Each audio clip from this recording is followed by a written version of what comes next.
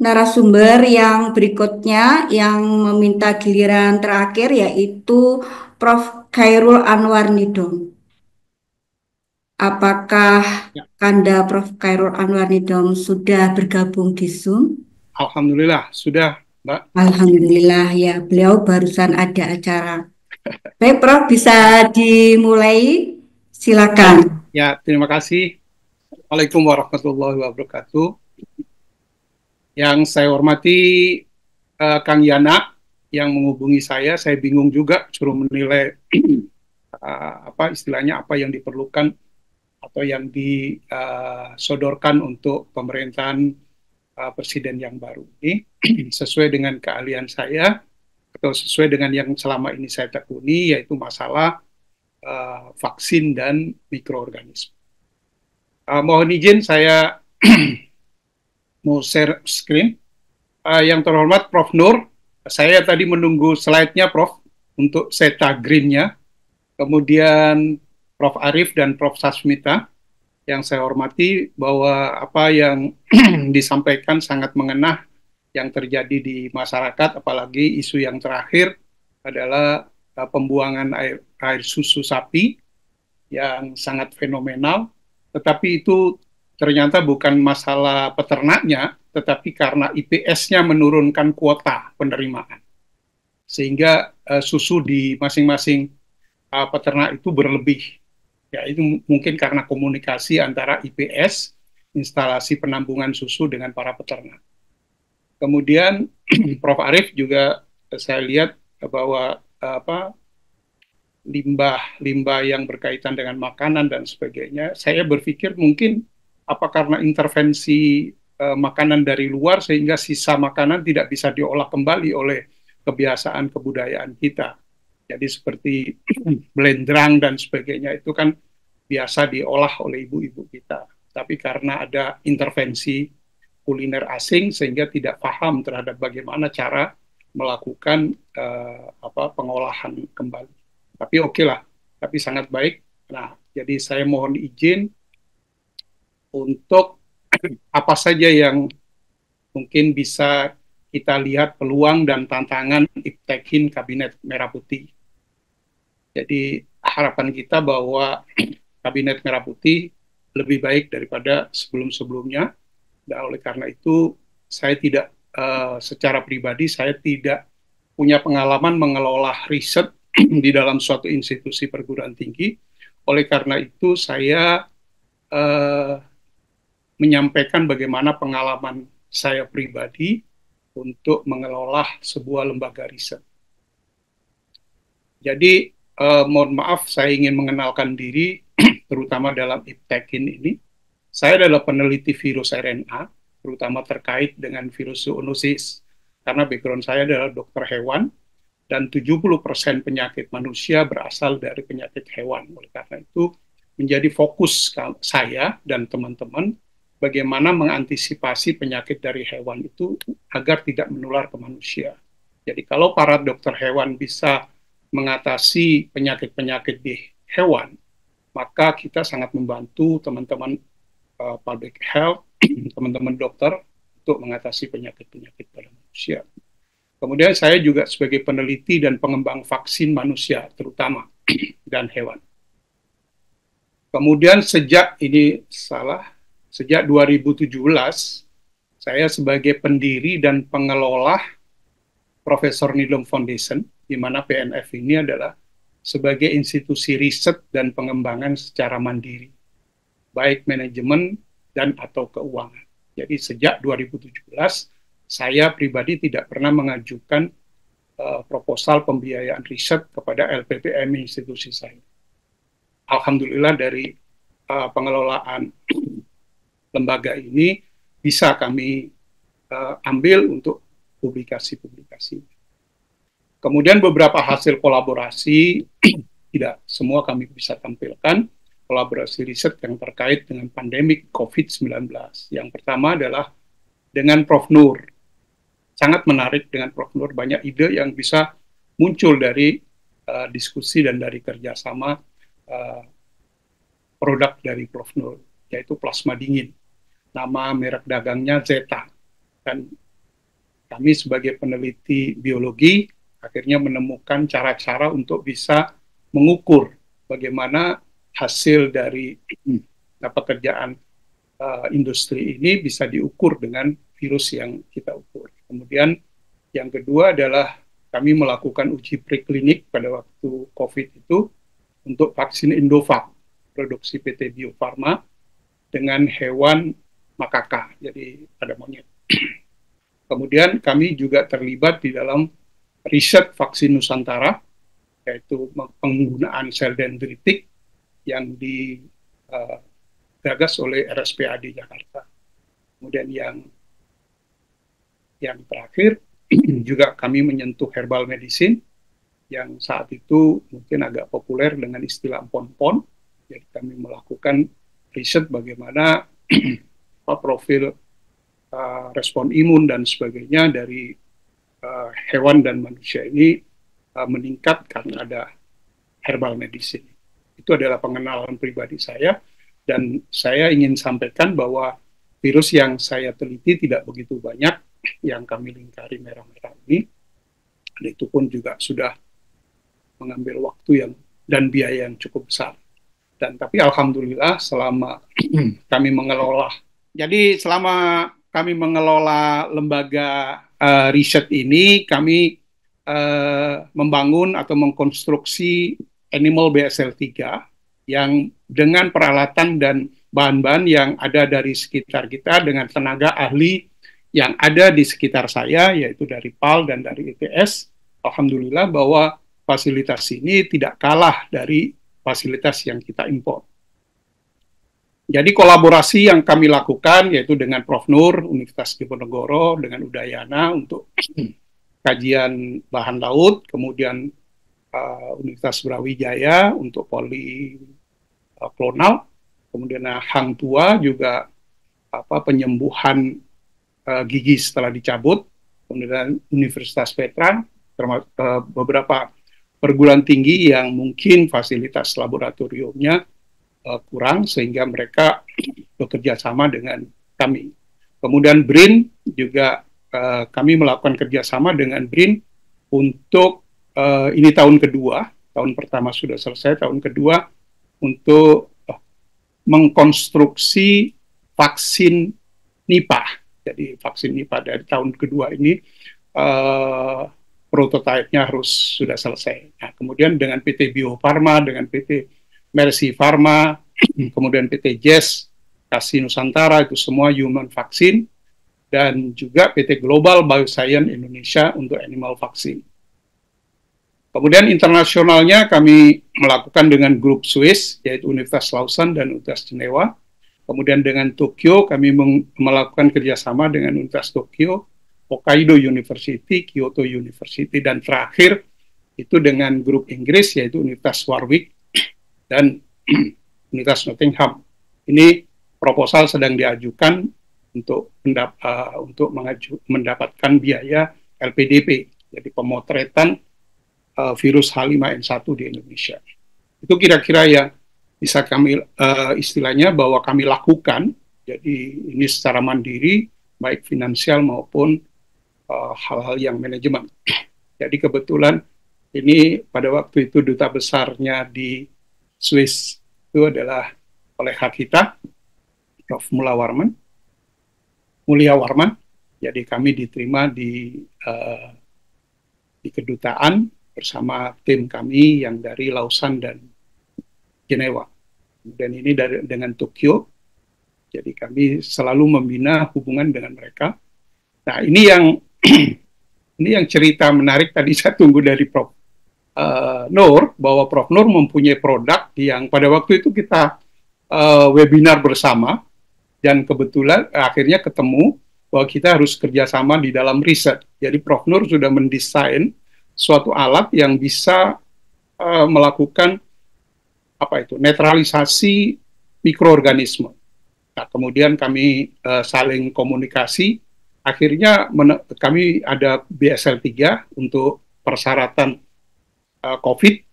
Nah, kemudian dari pembicaraan dengan stafnya Prof. Nur, bisa kita menghasilkan suatu alat baru, bagaimana sebuah alat ini, Zeta Green ini, plasma dingin, kemudian kita gunakan untuk menetralisir suatu virus, kemudian harus terukur secara baik. Maka kita buat box baru, di mana masing-masing di pojok-pojok kita berikan virus yang terukur, kemudian sisanya kita ukur. Dan alhamdulillah hasilnya sangat bagus. Cuma saya belum tahu ceritanya apakah ini sudah diberi izin untuk rilis, karena pada waktu itu saya menunggu-nunggu kok belum dirilis sama Prof. Nur. Nah, apakah ada masalah dengan pihak otoritas yang berhak mengeluarkan surat-surat komersialisasinya. Tapi dari segi tunjangan sainsnya dan sebagainya, kita mempertanggungjawabkan bahwa Zeta Green ini sangat baik dan sebetulnya bisa digunakan untuk mengurangi faktor konsentrasi COVID atau mikroorganisme yang lain di suatu lingkungan. Nah, di dalam COVID, lembaga PNF alhamdulillah berhasil mengidentifikasi virus yang berasal dari lapangan dan kita daftarkan di GSite. Itu ada 5 virus, sehingga ini yang kami gunakan untuk kalau ada istilahnya uji tantang dan sebagainya, bahwa uji tantang virusnya juga sudah terrecord di dunia. Nah, di samping itu kami juga mengumpulkan mikroorganisme yang kami mampu mengumpulkan mulai dari H5N1 sampai COVID, dan kami simpan di -80 dan nitrogen cair di lab BSL-3. Tapi dibanding dengan jumlah mikroorganismenya, saya yakin itu terlalu kecil dan memerlukan institusi-institusi lain yang bisa mengidentifikasi dan menjadi bank mikroorganisme. Nah, ini kira-kira fasilitas kami untuk uji coba pada animal BSL-3. Nah, kemudian alhamdulillah PNF juga diberi surat kepercayaan oleh Kemenkes sebagai salah satu laboratorium reference untuk Indonesia terkait dengan pemeriksaan dan riset COVID. Dan beberapa publikasi sudah kami hasilkan. Nah, ini tadi. Nah, kemudian kami juga yang tadi saya sampaikan dengan Bio Farma, kami bertanggung jawab untuk melakukan uji preklinik pada makaka yang sangat penting untuk pengajuan pada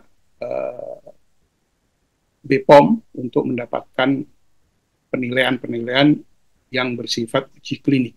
Jadi kami sempat melakukan 2 kali pengujian, yang satu dengan virus Wuhan, yang satu dengan virus Delta.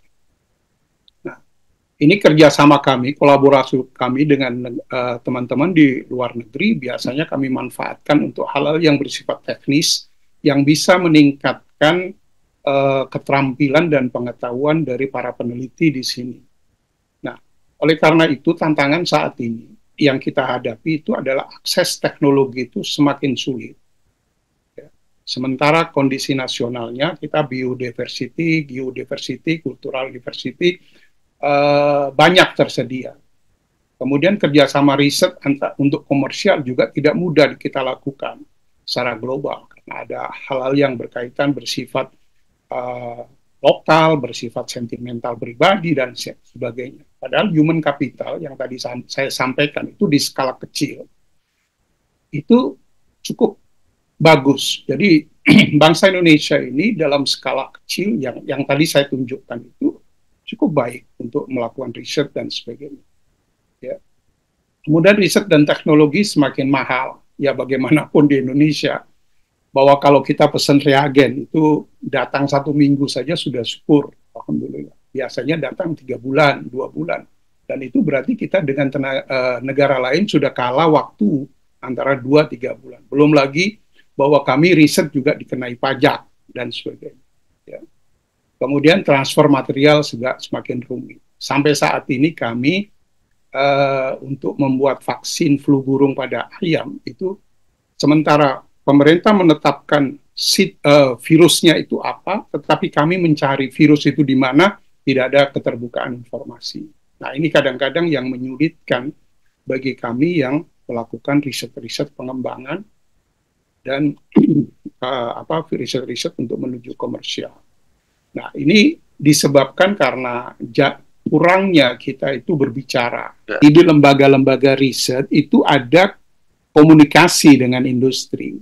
Ya mungkin di beberapa negara itu pemerintah yang menjadi media tengah ini untuk bisa menghasilkan suatu produk yang memang diperlukan. Kami mengalami pada waktu di COVID itu kemarin, bagaimana komunikasi itu mandek karena ada pengembangan baru yang tidak biasa dari vaksin yang selama ini ada.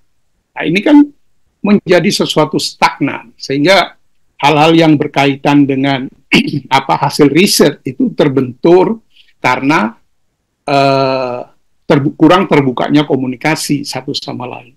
Nah, ini yang diperlukan di tengah ini, bagaimana pemerintah menjembatani antara peneliti, ya tadi Prof. Sasmito juga menyampaikan, peneliti riset dasar atau riset dasar itu sangat penting. Nah, tapi bagaimana menguraikan kepada untuk kepentingan komersial ini. Kita sering mendengar bahwa hasil riset dari suatu perguruan tinggi bagus, tapi setelah disampaikan di industri, itu tidak bisa dilaksanakan karena industri itu harus membongkar pabriknya, misalkan fermentasinya tidak mencukupi dan sebagainya. Ini yang perlu kita lakukan dan kita kembangkan, bagaimana bisa menjembatani. Mungkin Kang Yana bisa menginisiasi hal-hal yang menjadi bottleneck ini. Jadi kita fokus riset pasti biodiversity. Bagaimana di Maluku dengan pulau-pulau yang kecil ada kearifan lokal yang ada di sana. Nah, itu kan perlu ada suatu hal-hal yang berkaitan dengan bukan dana, tapi kemudahan-kemudahan yang terjadi. Salah satu contoh bahwa di Maluku itu ada Pulau Masego, ditempati kelelawar. Kami pada waktu sampai di Maluku, sampai Ambon, ingin mengambil contoh kotorannya saja, ingin mendeteksi sampai seberapa jauh kelelawar itu bisa menyebarkan dan mengancam atau memberi risiko kepada pulau-pulau yang ada di sekitarnya. Itu izinnya sulit sangat. Akhirnya kami tidak bisa mengambil sesuatu, kami hanya mengambil di pulau-pulau yang berdekatan. Nah, kemudian peran dari pemerintah adalah memilih, memilah, dan sebagainya. Kemudian diperlukan suatu bank, ya. Jadi bank data, bank resources, bank rekomendasi, atau bank mikroorganisme.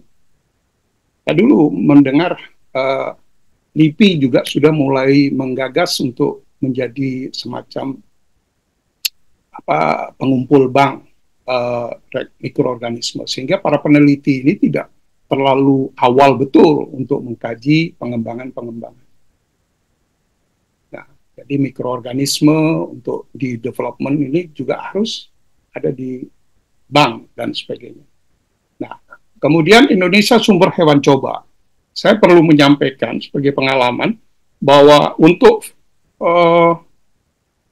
riset influenza, vaksin influenza, kami harus mendatangkan ferret dari negara lain.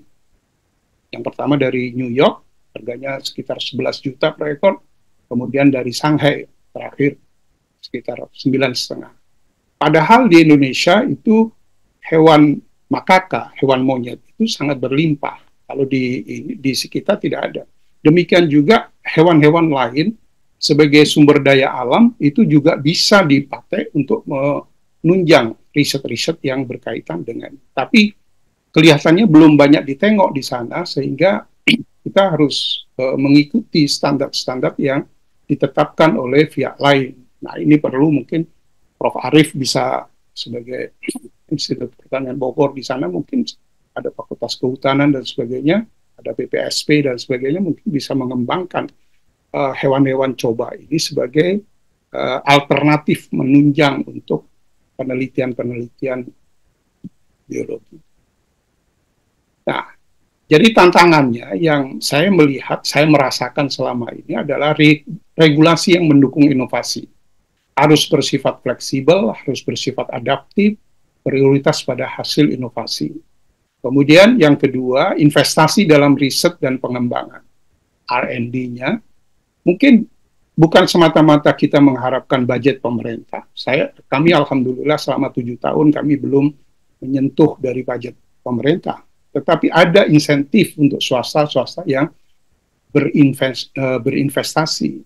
Sehingga misalkan pembebasan pajak, kemudahan di dalam bea cukai, kemudian di dalam ini. Kami pernah kehilangan sebuah sel spesifik karena pihak bea cukai tidak bisa menyimpan sel itu sebagaimana secara proper karena tidak tahu ininya apa cara prosedurnya dan sebagainya.